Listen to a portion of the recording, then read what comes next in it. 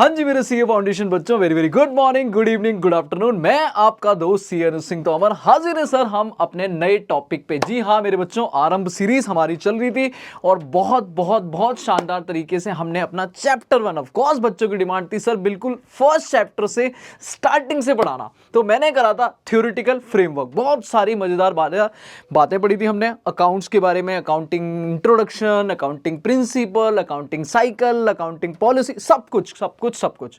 लेकिन आज हम जा रहे हैं बिल्कुल अकाउंट्स का वो पार्ट शुरू करने जो हमारे 11th में होता है, लेकिन कहीं ना कहीं अकाउंट्स का स्पाइनल कोड बोले तो बेसिक्स हैं। ठीक है, दैट इज अकाउंटिंग प्रोसेस। जी हाँ मेरे बच्चों, हम शुरू करेंगे आज से मेन अकाउंटिंग प्रोसेस की। अकाउंटिंग एक्चुअली वर्क कैसे करती है, क्या होते हैं rules of debit and credit, journal entry कैसे करना है, ledger, trial balance, subsidiary, cash book कैसे बनानी है। तो ये चैप्टर जो है हमारा चैप्टर 2 बहुत सारे पार्ट्स में चलेगा। ऑफ कोर्स आपको भी पता है इसमें सारे कुछ कवर करने वाला हूं मैं। आज हम rules of debit and credit cover करेंगे, फिर अगली क्लास में मतलब अगले लेक्चर में हम लोग करेंगे जर्नल, फिर सब्सिडरी, फिर कैश बुक, फिर ट्रायल बैलेंस। तो फिर हमारा फाइनली ये टॉपिक अकाउंटिंग प्रोसेस खत्म करेंगे। ठीक है, फिर हम अपने नॉर्मल चैप्टर्स पे आ जाएंगे जैसे रेक्टिफिकेशंस, डेप्रिसिएशन वगैरह वगैरह वगैरह। क्लियर है, डन है? तो लेट्स बिगिन, जल्दी शुरू करते हैं मेरे बच्चों, चलो जी।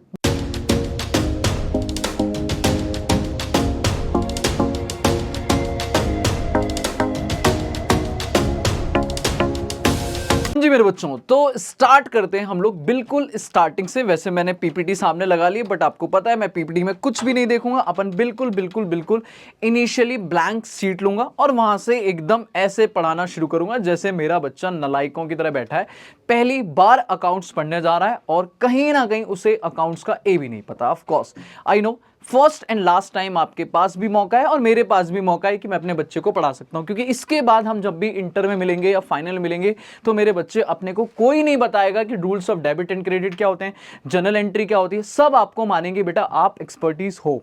तो this is the first and last time जब हम दोबारा से एक मौका ले रहे हैं और अपने को स्टार्टिंग से कवर कर रहे हैं। क्लियर है? तो मैं शुरू करता हूं एक ब्लैंक शीट के साथ। लो भाई, मैंने स्टार्ट करी है ब्लैंक, और आप आराम से धीरे से स्ट्रेट बैठ जाओ, जैसे बैठना है बैठो आराम से और मेरी बातें ध्यान से सुनो। ठीक है, अगर मैं शुरू करूं तो हमने बातें कैसे शुरू करी थी? हमने कहा था सर हमारा एक बच्चा होता था बेटा, कौन जल्दी बताओ? मिस्टर चिंटू। ये क्या बात हुई? मिस्टर चिंटू, ये देखो चार बाल खड़े टें टें टें टें, और ये है हमारा मिस्टर चिंटू। और ये मेरा बच्चा एक बिजनेस करना चाहता था। बोलो हाँ या ना? जी हाँ सर, लो जी इसका बिजनेस है। तो अगर ये बिजनेस है तो मेरा बच्चा ये क्या कहलाएगा? बिजनेसमैन। बढ़िया सर। अब बिजनेसमैन अगर बिजनेस करना चाहता है तो हमारा क्या रोल है भाई? करने दो ना उसको बिजनेस। सर हम अकाउंटेंट्स का क्या काम है? हमें करनी है इस बिजनेस की अकाउंटिंग। ये तो हमने फर्स्ट चैप्टर में ही बात करी थी। हमें निकालना है इस बिजनेस का प्रॉफिट एंड लॉस, कि भैया जो ये बेचारा चिंटू दिन रात मेहनत कर रहा है, बिजनेस कर रहा है, ये नफा है, नुकसान है, प्रॉफिट में चल रहा है या लॉस में। What is the financial performance, कैसा परफॉर्म कर रहा है और कैसी पोजीशन है। तो हम अकाउंटेंट साहब, हमें इस बिजनेस की क्या करनी है? अकाउंटिंग। क्लियर है? पर हमने अकाउंटिंग के प्रोसेस पढ़े थे। मुझे बताओ अकाउंटिंग के लिए मैंने क्या क्या समझाया था? मैंने कहा था सबसे पहले हम लोग करते थे, याद है, आइडेंटिफिकेशन। भूले तो नहीं? अगर भूले हो तो मार खा लो। सर जी हमने अभी अभी पढ़ा था, सबसे पहले हम बिजनेस ट्रांजैक्शंस को आइडेंटिफाई करते थे कि सर जी हमें मालिक चिंटू से नहीं लेना देना, हमें बिजनेस की ट्रांजैक्शन से लेना देना, वो भी मनी फॉर्म में। हाँ पढ़ा था।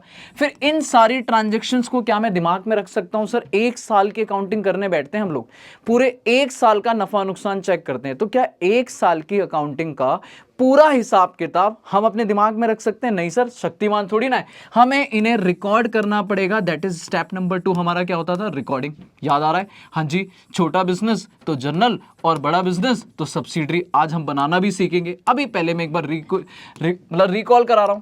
उसके बाद एक बार ट्रांजैक्शंस को हम रिकॉर्ड करते थे तो हम रिकॉर्ड करते जाते थे, पर रिकॉर्ड में तो फिर बहुत सारी ट्रांजैक्शंस रिकॉर्ड हो गई। सेल कई हजार बार रिकॉर्ड हो गई, परचेज कई हजार बार परचेज कर ली, सैलरी, रेंट। तो हम कहते थे भैया ग्रुप बनाते हैं, क्लास बनाते हैं, हम क्लासिफिकेशन करते थे। जो सिमिलर नेचर की ट्रांजैक्शन है, जो एक जैसी ट्रांजैक्शन है, सेल को सेल के अकाउंट में डाला, परचेज को परचेज अकाउंट में डाला, दैट इज ग्रुप। और इसे हम प्यार से क्या बोलते हैं बेटा? लेजर। पढ़ेंगे, ये भी बनाना सिखाऊंगा एक बार में। एंड देन फिर हम समराइज करते थे बेटा 5 चीजों में कि इन लेजर्स का क्या है trial balance, that is assets क्या है, लाइबिलिटी क्या है, कैपिटल क्या है, इनकम क्या है और एक्सपेंस क्या है। और इस ट्रायल बैलेंस से दो चीजें बना देते थे बेटा, ट्रेडिंग P&L अकाउंट और बैलेंस शीट। ये हमारी क्या कहता थी, फाइनल अकाउंट। ये क्या कहलाता है, फाइनल अकाउंट। क्या मैं ये पढ़ा रहा हूं, नहीं सर ये तो मैं पढ़ा चुका हूं, ये तो हम फर्स्ट चैप्टर में पढ़ चुके हैं। बट यही पूरे, वैसे अकाउंट्स इसके बाद भी चलती है, एनालिसिस, इंटरप्रिटेशन, कम्युनिकेशन, पर मैं कह रहा हूं इस पूरे स्टेप को, आइडेंटिफिकेशन भी छोड़ो, ये तो हम देख के कर लेंगे। जो मेन है वो यहां से कहानी शुरू होती है बेटा। इस पूरे को हम लोग बोलते हैं अकाउंटिंग प्रोसेस। क्या बोलते हैं, अकाउंटिंग प्रोसेस। कि सर हमें इस तरीके से अकाउंट को प्रोसेस करना है, स्टेप बाय स्टेप काम करना है। क्लियर है, पक्का। तो फर्स्ट जो हमारा काम शुरू होने वाला है मेरे बच्चे, जो मैं पहला काम करने वाला हूं वो है हमारा रिकॉर्डिंग। ये मैं आज शुरू करने वाला हूं। अब रिकॉर्डिंग जब हम करते हैं तो एक दिक्कत है, एक छोटी सी दिक्कत है।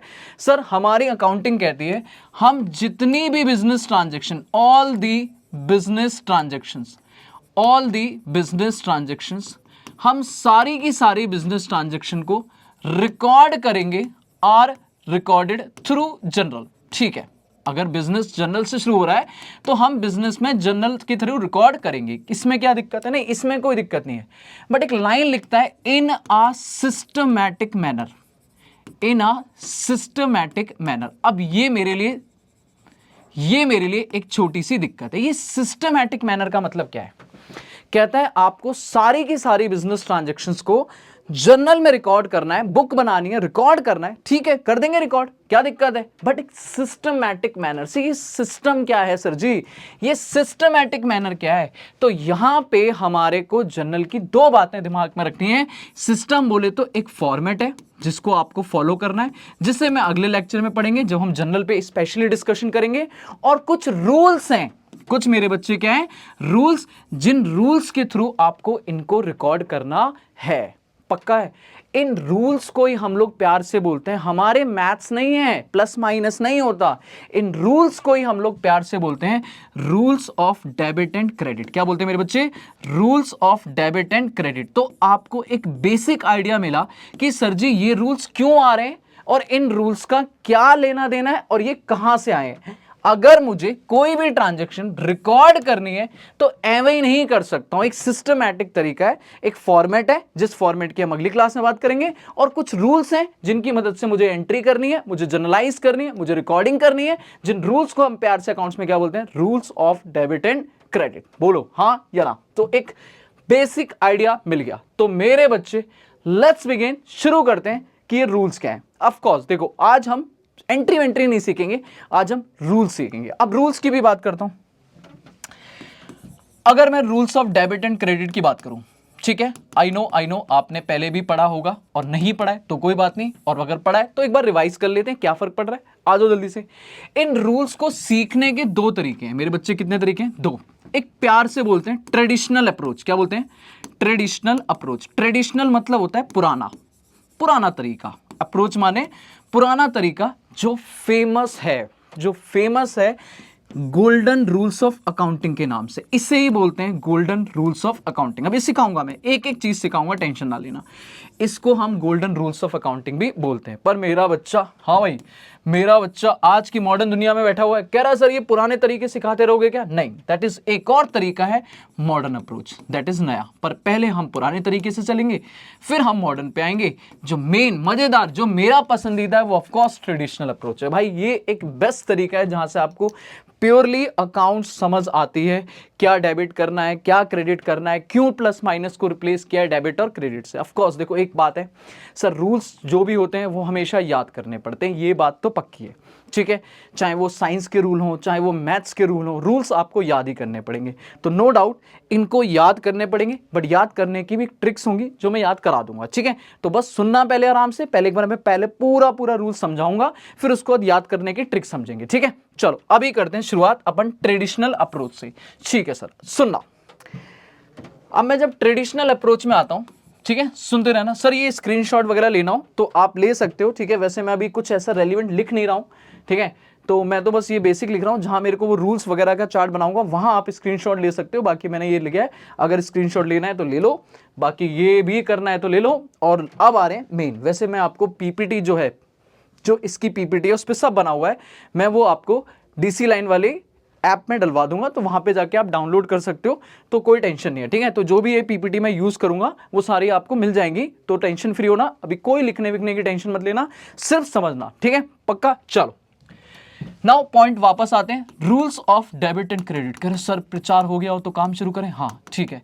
Rules of debit and credit, बेटा ट्रेडिशनल अप्रोच, नालायकों, काहे का प्रचार, हाँ ट्रेडिशनल अप्रोच। अब सर क्या मतलब है, सर देखो आराम सुनना, लॉजिकली बात सुनना।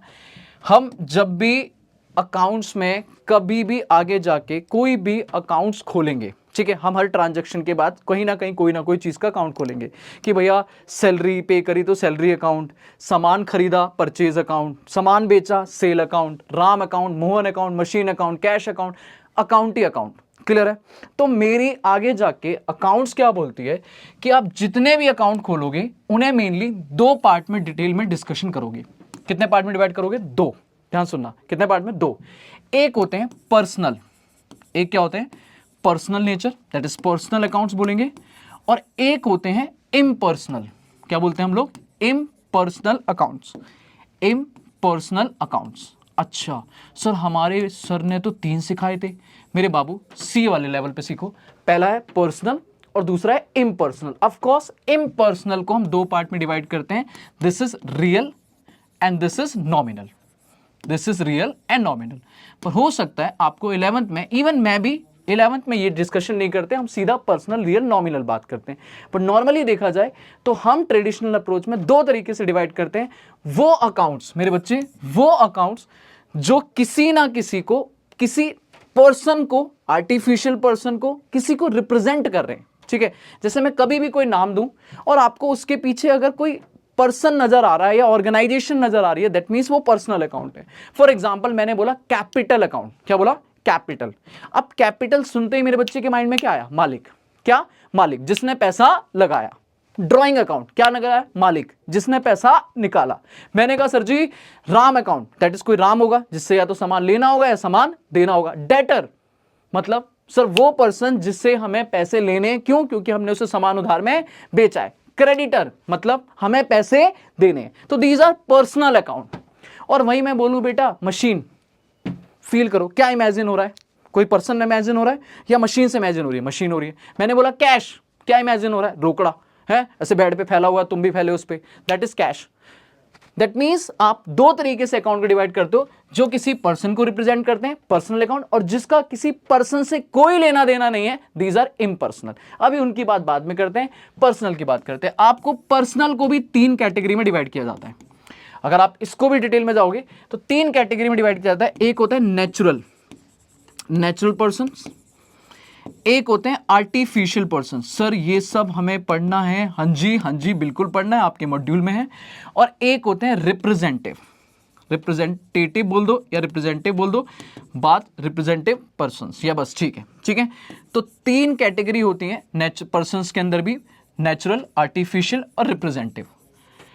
अब क्या मतलब है सर, जब भी मैं किसी भी नेचुरल पर्सन की बात कर रहा हूं, दैट मीन्स आप जब भी कोई अकाउंट ले रहे हो और इसके पीछे आपको एक जीता जागता इंसान, साक्षात इंसान दिख रहा है, तो दैट मीन्स वो किसी नेचुरल पर्सन की बात कर रहा हूं। जैसे कि मैंने एग्जांपल लिया कैपिटल अकाउंट, कौन नजर आ रहा है मेरे बच्चे, मालिक। मैंने बोला ड्राइंग अकाउंट, कौन नजर आ रहा है मेरे बच्चे, मालिक। मैंने बोला डेटर अकाउंट, कौन नजर आ रहा है, कोई बंदा नजर आ रहा है जिससे पैसे लेने हैं। मैंने बोला क्रेडिटर अकाउंट, कौन नजर आ रहा है, कोई पर्सन नजर आ रहा है जिसको पैसे देने हैं। बिल्स रिसीवेबल, कौन नजर आ रहा है मेरे बाबू, एक पर्सन जिससे मैंने बिल लिखवाए हैं, है ना, बिल लिखे हैं जिस पर। ऐसे करके ही बिल्स पेबल, फटा है ना, बिल्स पेबल अकाउंट, या कोई राम अकाउंट है, कोई श्याम है, कोई मोहन है, कोई एटसेट्रा। मतलब एक्चुअल में कोई ना कोई नेचुरल पर्सन नजर आना चाहिए, दिस इज पर्सनल अकाउंट। पर मैं कहता हूं artificial, artificial company is an artificial person created by law. क्या मतलब है इसका, क्या कंपनी का नाम सुनते मैंने कहा महिंद्रा, मैंने कहा रिलायंस, क्या आपको कोई पर्सन नजर आएगा, नहीं, एक ऑर्गेनाइजेशन नजर आएगी, ठीक है। जब भी मैं किसी भी ऑर्गेनाइजेशंस का नाम लेता हूं, दैट इज एक आर्टिफिशियल पर्सन है, which may be partnership firm, which may be company, which may be कोई सोसाइटी, कोई trust, that means these are all artificial person. आई बच गया, these are all artificial person, ठीक है। नाउ दैट मीन्स कि मैंने बोला कोई ऑर्गेनाइजेशन है, कोई भी ऑर्गेनाइजेशन है which can be in the form of partnership, मतलब कोई पार्टनरशिप फर्म हो सकती है, कोई एलएलपी हो सकती है, कोई कंपनी हो सकती है, ठीक है, कोई सोसाइटी हो सकती है, कोई ट्रस्ट हो सकती है, सोसाइटी हो सकती है, ट्रस्ट हो सकती है। सबसे इंपॉर्टेंट चीज लिखने वाला हूं बेटा, बैंक्स। क्या बोला? बैंक्स। तो जितने भी बैंक बैलेंस है ना, आप बोलते हो ना कैश एट बैंक या bank overdraft, these are all artificial persons, क्योंकि bank is not any human being, bank is a organisation. ठीक है, नाउ अब आता है रिप्रेजेंटेटिव। ये क्या होते हैं? आराम सुनना, ये बड़ा इंपॉर्टेंट पार्ट है। ठीक है, इस पे हमारा ट्रू एंड फॉल्स भी आ रखा है। बच्चे देखो, अगर मैं यहां पे आऊं नॉमिनल अकाउंट्स, तो नॉमिनल अकाउंट्स का नाम से ही मतलब निकलता है नाम के अकाउंट, सिर्फ नाम के अकाउंट है। हम कहते हैं जितने भी, अभी सुनते रहना, मैं पहले डिटेल में डिस्कशन कर रहा हूं, फिर समराइज करूंगा, फिर अपने ट्रिक लेंगे। ठीक है, आराम सुनना। नॉमिनल अकाउंट्स क्या होते हैं? जनरली हम कहते हैं जितनी भी इनकम और एक्सपेंस है, all income and expense account, all income and expense account मेरे बच्चे कौन से अकाउंट होते हैं? नॉमिनल। मतलब आपने सेल करी, आपने परचेज करा, आपने सैलरी पे करी, आपने रेंट पे किया, आपने एडवर्टाइजमेंट करा, डेप्रीशिएशन, बैड डेप्ट, चैरिटी, कमीशन एटसेट्रा, जितने भी इनकम एक्सपेंस है वो सारे कौन से अकाउंट है? नॉमिनल है। ठीक है, जितनी भी इनकम हो रही है, एक्सपेंस हो रही है, वो सब नॉमिनल अकाउंट है, क्योंकि या तो पैसा चला गया या पैसा आ गया। ठीक है, बट अगर किसी भी इनकम एक्सपेंस के आगे, बाबू ध्यान से, किसी भी इनकम एक्सपेंस के आगे अगर आपने आउटस्टैंडिंग या प्रीपेड वर्ड लगा दिए, outstanding, prepaid, accrued, unearned, unexpired, तो these are all make personal account और दीज आर रिप्रेजेंटेटिव। मतलब अगर आपने बोला आउटस्टैंडिंग सैलरी, क्या बोला मेरे बच्चे? आउटस्टैंडिंग सैलरी, इसका मतलब सैलरी नॉर्मली अगर मैं पे कर रहा हूं तो सैलरी मेरा खर्चा है। ठीक है, मैंने पे कर दिया, खत्म, मुझे किसी बंदे से क्या लेना देना, मेरा इंप्लॉय था, मैंने सैलरी पे कर दी। पर अगर मैं बोल रहा हूं आउटस्टैंडिंग सैलरी, तो इसका मतलब है कि वो रिप्रेजेंट कर रहा है एक इंप्लॉय को जिसे मुझे सैलरी देनी है। रेंट, सिर्फ क्या लिखा है? रेंट पेड, दैट मींस मैंने रेंट पे कर दिया, खर्चा है। लेकिन अगर लिखा rent outstanding, that means rent पे करना है मुझे लैंडलॉर्ड को, वो रिप्रेजेंट कर रहा है किसी लैंडलॉर्ड को। दीज आर मेक पर्सनल, कि भैया अगर आउटस्टैंडिंग है, ऐसे ही प्रीपेड रेंट, मैंने एडवांस में रेंट पे करा, तो बेटा मैं एडवांस में लैंडलॉर्ड को रेंट पे करके बैठा हूं, मतलब वो अब मुझसे कुछ भी नहीं कर सकता, बात खत्म। तो ऐसे ही जितने भी आउटस्टैंडिंग एक्रूड वगैरह आएंगे, आपके एक्रूड इंटरेस्ट वगैरह, कुछ भी, जो भी आपके इनकम एक्सपेंस के आगे कुछ भी लग जाता है, तो दीज आर रिप्रेजेंटेटिव। खत्म। Now last, real. Real is a something property, जो आपकी रियल प्रॉपर्टी है। आप कहते हो भाई जो किसी पर्सन वर्सन से नहीं है, ऑलमोस्ट एसेट्स होती हैं ये, जैसे कि आपके लिए कैश हो गया, आपके लिए मशीन्स हो गई, आपके लिए लैंड एंड बिल्डिंग हो गई, जिसे आप प्रॉपर्टी, प्रीमिसेस वगैरह भी बोल देते हो।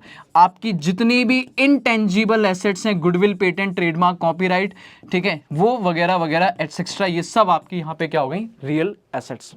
अब सर ये तो बवाल है, इतना सब याद रखेंगे क्या? नहीं मेरे बच्चे, मैं तो कोई शॉर्ट दे देता हूँ। शॉर्टकट ये, आप हमेशा अकाउंट्स में 5 चीज़ों की बात करते हो बेटा, 5 चीज़ें ही अकाउंट्स में जो एग्जिस्ट करती हैं, बाकी तो सब टेम्परेरी है, बाकी तो सब टेम्परेरी है। 5 क्या? 5 चीज़ें sir? Assets, liability, capital, income और एक्सपेंस। ये 5 चीजें हैं जो आपकी अकाउंट्स को चलाती हैं। अगर आप इन 5 को बेहतरीन तरीके से समझ जाते हो, बात खत्म। अब मैं कहता हूं जितनी भी इनकम एक्सपेंस है बेटा, वो सारी कौन सी अकाउंट है? नॉमिनल। खत्म। तो जितना पूरा पीएनएल ट्रेडिंग बन रहा है, वो सब किसकी भरमार है? नॉमिनल अकाउंट की। जितनी भी लाइबिलिटी और कैपिटल है, these are always personal account. क्यों? क्योंकि लाइबिलिटी और कैपिटल, देखो कैपिटल तो अपने में ही मालिक को रिप्रेजेंट करती है, मतलब मालिक का पर्सनल अकाउंट है, और लाइबिलिटी का मतलब ही होता है कि हमें किसी को पैसा देना है, हमें किसी को पैसा देना है, हमें किसी को पैसा देना है। तो अब जब पैसा देना है, दैट मीन्स वो पक्का पक्का कोई ना कोई पर्सन या आर्टिफिशियल ऑर्गेनाइजेशन वगैरह कुछ ना कुछ तो होगा। आउटस्टैंडिंग सैलरी मतलब मेरे लिए लाइबिलिटी है, मतलब मुझे देना है। तो भैया लाइबिलिटीज और कैपिटल ऑलवेज क्या होती हैं बाबू? Personal account. अब वो चाहे वो नेचुरल हो, आर्टिफिशियल हो, रिप्रेजेंटेटिव हो, कोई भी हो, है कौन सी? पर्सनल। अब ये जो एसेट है ना, ये एसेट, बस ये गेम है कि इसमें कुछ पर्सनल होती हैं और कुछ रियल होती हैं। मतलब कैटेगरी सिंपल है, सारी इनकम एक्सपेंस नॉमिनल, सारी लाइबिलिटी कैपिटल पर्सनल, एसेट्स में जो रियल एसेट है वो रियल अकाउंट, बाकी कुछ ऐसा है डेटर वेटर, वो हमारी क्या होगी सर जी? पर्सनल। क्लियर है? अब यहीं से हमारे बेटा 3 रूल बनते हैं। ठीक है, अब आते हैं हम मेन 3 रूल पे। ठीक है, इसको मैं थोड़ा सा छोटा करता हूं और ऊपर करता हूं। अब मेरे 3 रूल बनेंगे। रूल नंबर 1, अब आएगा मचा। पर्सनल अकाउंट कोई से भी, रूल एक सिंपल है, rule number 1 sir, rule number 1, debit the receiver. Of course person से आप क्या करोगे, या तो आपको उससे पैसा लेना होगा या आपको पैसा देना होगा। तो अगर पैसा लेना है, रिसीवर है, तो आप उसे डेबिट मारोगे, और अगर उसे पैसा देना है तो क्रेडिट मारोगे। दिस इज द बेहतरीन तरीका, मुझे लगता है बेस्ट अप्रोच अकाउंट्स को समझने की। किसी भी पर्सन से, चाहे वो आर्टिफिशियल हो चाहे वो नेचुरल हो, अगर आपको उसको पैसा देना है दैट मीन्स आपको क्रेडिट करना है, उससे लेना है मतलब डेबिट करना है। लेना तो डेबिट, देना तो क्रेडिट, ठीक है। अब रियल अकाउंट का क्या रूल है, रूल नंबर 2, बेटा ये कोई पर्सन है, चीज है, ये रियल में कोई चीज है भाई, कैश मशीन वगैरह, ये कोई पर्सन थोड़ी ना है। तो चीज का क्या होगा, चीज तो या तो आएगी या जाएगी, या तो मशीन आएगी या मशीन जाएगी। तो debit what comes in, debit what comes इन, जो आया वो डेबिट और जो गया वो क्रेडिट, व्हाट गोज आउट। तो सीधा सा रूल है, debit what comes in, credit what goes out. And the last is nominal account, rule number 3, rule number 3 sir ji, debit all expenses, सीधा रूल है इसका। तो सारे खर्चे मेरे बच्चे क्या होंगे, डेबिट, एक्सपेंसेस या लॉसेस, और सारी इनकम बेटा याद रखना, all incomes credit. Of course मेरे बच्चे ये आपको याद करने पड़ेंगे। तो बाबू 3 रूल है, रूल नंबर 1, रूल नंबर 2 और this is my rule number 3। 3 rule हैं, पर्सनल, रियल, नॉमिनल, और इन्हीं 3 रूल को हम प्यार से बोलते हैं बाबू गोल्डन रूल्स। क्या बोलते हैं मेरे बच्चे, गोल्डन रूल। तो अब तेरे को इसका स्क्रीनशॉट लेना है, ले सकता है, ठीक है। तो ये हमारा पूरा rules of debit and credit हुआ ट्रेडिशनल अप्रोच से। पर अभी कहानी खत्म नहीं हुई, अभी मॉडर्न अप्रोच बाकी है। बट हाँ, क्या इसका कोई शॉर्टकट है, नहीं, इनका कोई शॉर्टकट नहीं, याद रखना पड़ेगा आपको। बस आइडिया दे दिया मैंने। इनकम एक्सपेंस का सीधा रूल है, income credit, expense debit. Real account asset है, एसेट आई तो डेबिट, गई तो क्रेडिट। पर्सन पैसा लेना है तो डेबिट, देना है तो क्रेडिट। बट बच्चा कहता है सर थोड़ा सा मॉडर्न अप्रोच भी सिखा दो। ले भाई, मॉडर्न अप्रोच का पहले मैं रूल बताता हूं, ठीक है। मॉडर्न अप्रोच में आराम से सुन, देख मॉडर्न अप्रोच में मैं कहता हूं हमारे पास 5 चीजें। कितनी चीजें, 5 बेटा। वही वो कहता है भाई छोड़ो पर्सनल, रियल, नॉमिनल, आप 5 चीजों की बात करो। सबसे पहली चीज, हमारे पास कुछ एसेट्स होती हैं, हमारी संपत्ति जिन पे हमारा कंट्रोल है, हमारा अधिकार है। मेरी मशीन, मेरी कार, जिनमें भी मैं लगा देता हूं ना मेरा, दैट मीन्स वो मेरी एसेट है, ठीक है। लाइबिलिटी मतलब उधार, हमने बात करी हुई है। मुझे बैंक से लोन लिया, उधार, मैंने किसी को पे करना है, उधार, मैंने सामान उधार ले लिया, उधार, दैट इज लाइबिलिटी। कैपिटल मतलब मालिक का पैसा, बहुत बढ़िया सर। कुछ इनकम होती हैं जिनसे हमारा बिजनेस चलता है, इनकम्स या प्रॉफिट, और कुछ होते हैं एक्सपेंसेस जिनसे हमें नुकसान होता है या हमें खर्चे होते हैं। अब 5 चीजें, 5 रूल। पर मैं कहूँगा काहे को पढ़ना है 5 रूल, एसेट्स का रूल ये रहा, बताओ। ऐसे कुछ लिखते थे आपके स्कूल, मतलब 11th में इंक्रीज हुआ तो आप कहते थे डेबिट, डिक्रीज हुआ तो क्रेडिट। मैं कह रहा हूँ क्यों पढ़ना है इस चक्कर में, क्यों ही पढ़ना है, छोड़ो ना यार। आप एक काम करो ना, 5 चीज़ों पे 5 रूल, मैं कहता हूँ हटाओ, सिंपल मेरे साथ सीखो। मॉडर्न अप्रोच, 2 रूल खत्म। 2 रूल कौन कौन सा, रूल नंबर 1 ए, वो अक्षय कुमार वाला याद है, ए, हाँ। और दूसरा आता है LIC, जिंदगी के बाद भी और जिंदगी के साथ भी, खत्म। 5 को 2 डिवाइड में करो। ए बोले तो एसेट्स एंड एक्सपेंसेस, बढ़िया, और LIC बोले तो लाइबिलिटी, इनकम, कैपिटल, खत्म। सर इन तीनों के एक रूल है, इन दोनों का एक रूल है, और सिंपल रूल है भाई।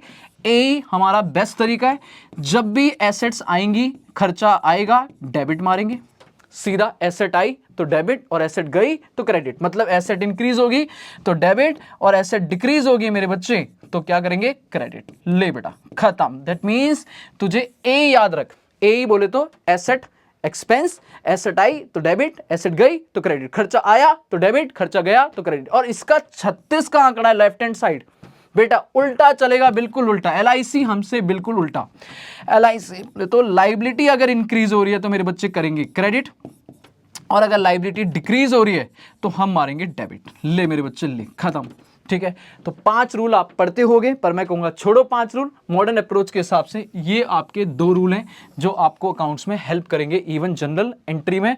तो ये एक तरीका भी है, टेक्निक भी है, शॉर्टकट भी है, जिससे आप अपनी मॉडर्न अप्रोच याद रख सकते हो।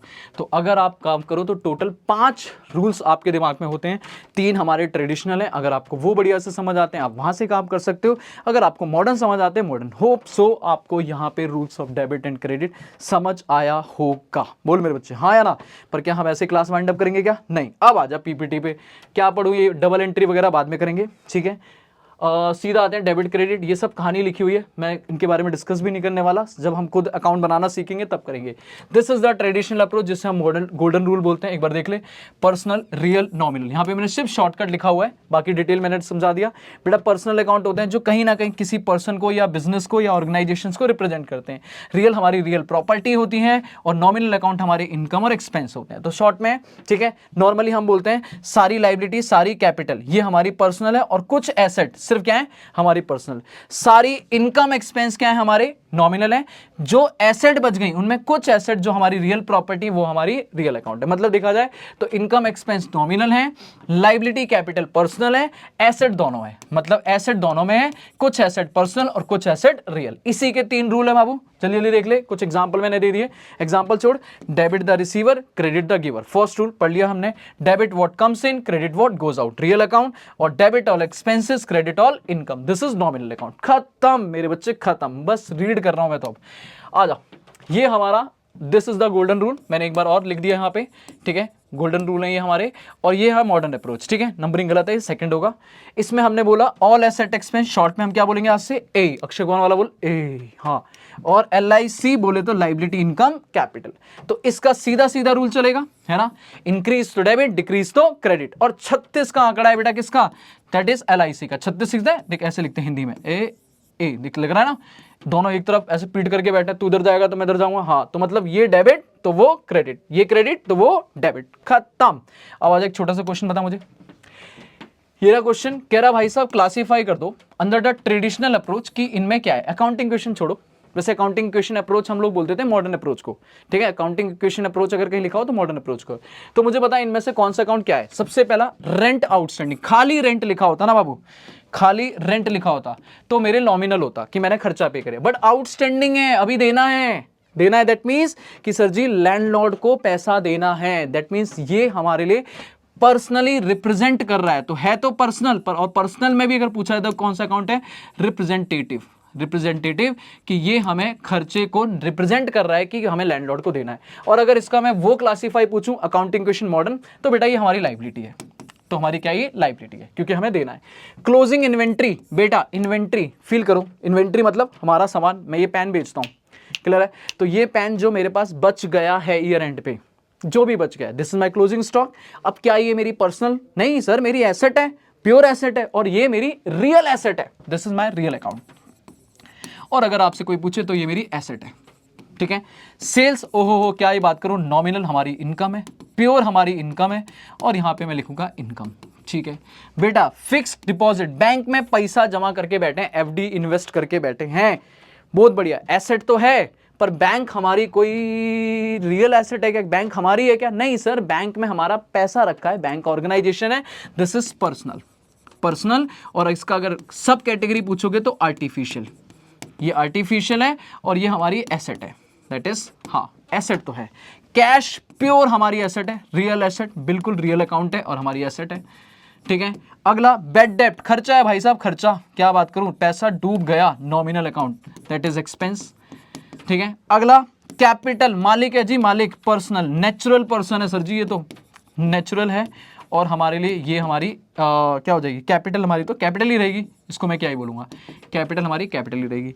सर जी सेल्स टैक्स पेबल, ध्यान सुनना, सेल टैक्स को ऐसे मान के चलो, पहले सेल टैक्स होता था, अभी तो GST है ना। अब मैं सामान बेचूंगा तो मुझे गवर्नमेंट को टैक्स देना पड़ेगा, this is my expense, this is my expense. पर क्या ये एक्सपेंस पे हो गया, पेबल, पेबल मतलब आउटस्टैंडिंग है, तो वही वाली बात, अगर पे हो गया होता तो खर्चा होता, अभी पे करना है, गवर्नमेंट को रिप्रेजेंट कर रहा है, दैट इज पर्सनल अकाउंट।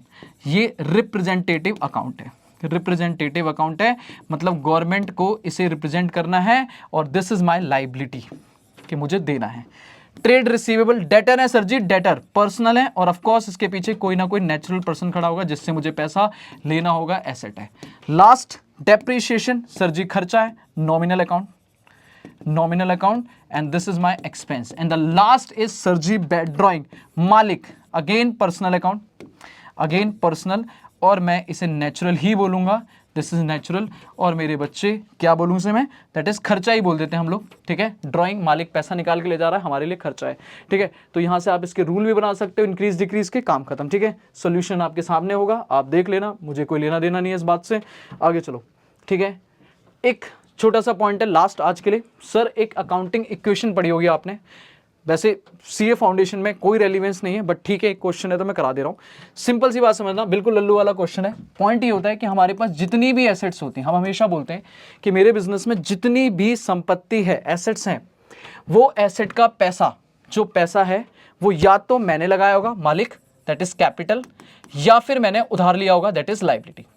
तो हमारे बिजनेस में जो भी है वो किसकी देन है, या तो मालिक की या उधार, ठीक है ना। तो हमेशा कहते हैं एसेट्स में जितनी भी पैसा रखा हुआ है वो हमेशा किसके बराबर होगा, कैपिटल और लायबिलिटी। फॉर एग्जांपल मेरी एसेट्स में 40 लाख रुपए, मेरे बिजनेस में 40 लाख रुपए की मशीन, फर्नीचर, कैश सब रखा हुआ है, तो ये पैसा कहां से आया होगा, या तो 20 लाख मालिक ने लगाया होगा या हमने उधार लिया होगा। तो दो ही ऑप्शन है, मालिक या उधार। तो asset equal to liability plus capital, और इसको प्यार से हम बोलते थे अकाउंटिंग इक्वेशन। और बेटा ये फॉर्मूला भी बन जाता है, this is my left hand side, this is my right hand side. आप बचपन में प्रूव करते थे, डबल एंट्री सिस्टम फॉलो करते थे, करेंगे बाद में, पर अभी के लिए एक छोटा सा क्वेश्चन है, मुझे जल्दी बताओ।